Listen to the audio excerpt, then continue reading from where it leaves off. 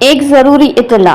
नागराम निजामाबाद की रहने वाली खातून की अपील, एक मां की दर्द भरी फरियाद। खातून ने रोते हुए बताया कि इनका बेटा सोहेल गुज़िश्ता 5 दिनों से लापता है। खातून ने बताया कि वो गुज़िश्ता 5 दिनों से दीवानावार अपने बेटे को तलाश कर रही है, मगर उसका कोई पता नहीं चल सका।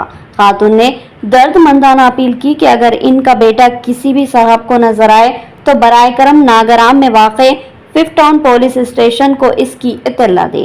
अगर सोहेल इस वीडियो को देख रहे हैं तो अपनी मां की परेशानी और दर्द को महसूस करे और वापस घर आ जाए। सोहेल मेरा बेटा है, 21-20 साल उसकी उम्र है। नागराम मासी कोटे से बात कर रही और मेरा बेटा 5 दिन से लापता है।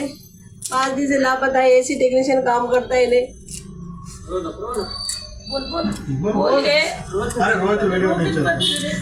बहुत परेशान हूँ मैं, जिसकी जितनी कोशिश होती करो। मेरा बच्चा 5 दिन से लापता है। पूरा ढूंढ लिया हम पूरा देखा करे, पूरा ढूंढे, कहाँ भी नहीं मिला। हंसी एक रिक्वेस्ट है आपसे, एक माँ की एक गिलते जाए कि मेरे बच्चे को जल्द से जल्द ढूंढने की कोशिश करो।